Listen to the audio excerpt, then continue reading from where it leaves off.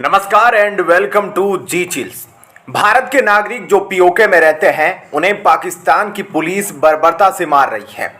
इसलिए अब जल्द ही भारत की सेना अपने नागरिकों की रक्षा के लिए पीओके में एंट्री ले सकती है।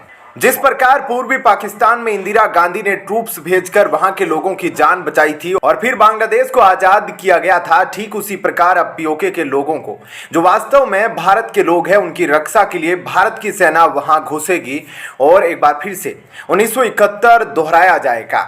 लेकिन इस बार पीओके आजाद नहीं होगा बल्कि जम्मू कश्मीर का हिस्सा बन जाएगा।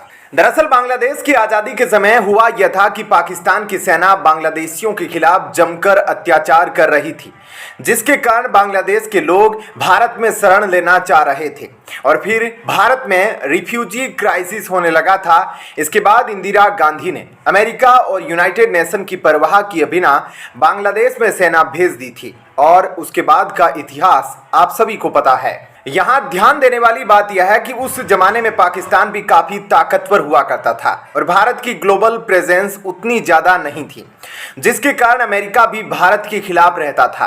लेकिन आज भारत दुनिया की 5वीं सबसे बड़ी अर्थव्यवस्था है, जबकि पाकिस्तान कंगाल हो चुका है। आज अमेरिका भी भारत का मित्र बन गया है और ब्रिटेन में भारतीय मूल का व्यक्ति प्रधानमंत्री बन गया है। अगर रूस की बात की जाए तो सोवियत यूनियन तब भी भारत के साथ था और आज भी भारत के साथ है। हाँ, चीन यहाँ दिक्कत पैदा कर सकता है। हालांकि उसे शांत रखने के लिए भारत ने फिलीपींस को हाल ही में बरमोज भेज दिया है। लेकिन अगर चीन पीओके में भारत के खिलाफ कोई कांड करता है तो फिर उस स्थिति में भारत ताइवान को अग्नि 5 दे सकता है और इसके बाद ताइवान पर कब्जा करने के लिए चीन का सपना हमेशा के लिए अधूरा रह जाएगा। वास्तव में पूरे पाकिस्तान का इतना बुरा हाल करने के लिए सिर्फ एक देश जिम्मेदार है, जिसका नाम है चीन। पहले भारत और पाकिस्तान में युद्ध होता था और तब जाकर भारत को जीत मिलती थी, लेकिन जब से पाकिस्तान में चीन की एंट्री हुई है, भारत का काम आसान हो गया है और पाकिस्तान बिना लड़े हारता जा रहा है। चीन ने पाकिस्तान को बिना मतलब का सीपेक के अंदर जमकर लोन दिया और फिर बिना किसी वजह के जमकर हथियार भी बेच दिए। आज पाकिस्तान के पास रोटी खाने के लिए पैसे तक नहीं बचे हैं। कई लोगों का मानना है कि आने वाले समय में पाकिस्तान एक बार फिर से चीन का गुलाम बन जाएगा, जैसे वह कुछ दिन पहले तक अंग्रेजों का गुलाम था। आईएमएफ के द्वारा बेल आउट पैकेज दिया जा रहा है और सख्त हिदायत दी जा रही है कि इस पैसे को गलती से भी सीपेक में मत लगा देना।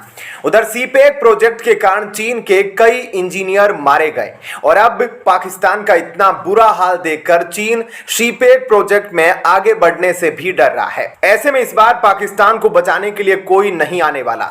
लेकिन वहीं भारत में कुछ ऐसे लोग हैं जिनका कहना है कि आप पाकिस्तान से पीओके नहीं ले सकते क्योंकि उसके पास एटम बम है। फारूक अब्दुल्ला साहब का कहना है कि पाकिस्तान ने चूड़ियां नहीं पहन रखी है। इस पर आप क्या कहना चाहेंगे, नीचे कमेंट में लिखें।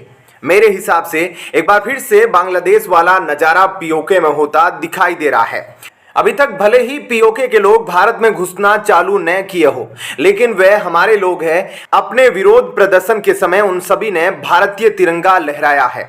एक दिन पूरा का पूरा पीओके भारत में शामिल होगा और अगर पाकिस्तान की सेना उन पर अत्याचार करेगी तो फिर भारतीय सेना को हथियार उठाने पड़ेंगे और अगर भारतीय सेना ने हथियार लेकर पीओके में एंट्री की तो इस बार कोई छोटा मोटा कार्रवाई नहीं होगा, बल्कि पूरा का पूरा पीओके भारत में शामिल होगा। और इस बात को भारत के गृह मंत्री, रक्षा मंत्री और विदेश मंत्री कई बार दोहरा चुके हैं।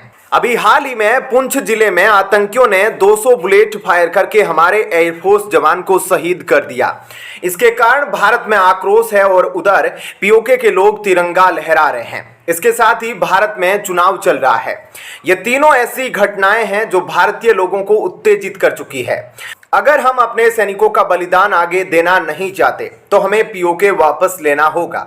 अगर हमें सेंट्रल एशिया तक पहुंचना है तो फिर हमें पीओके वापस लेना होगा।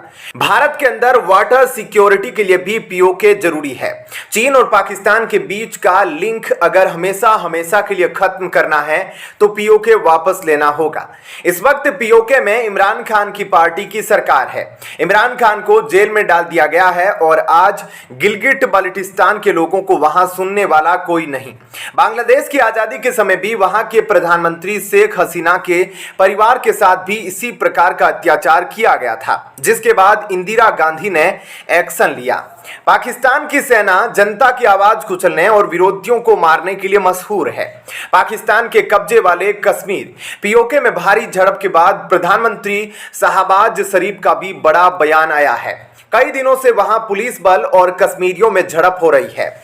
इससे पाकिस्तान को पीओके के हाथ से निकल जाने का डर सताने लगा है, लेकिन उसके पास भारत से युद्ध करने के पैसे तक नहीं हैं। कश्मीरियों की आवाज दबाने के लिए पाकिस्तान की शहबाज शरीफ सरकार ने चप्पे चप्पे पर पुलिस बल को तैनात किया था, लेकिन इसके बावजूद पीओके के लोगों ने तिरंगा लहराना शुरू कर दिया है।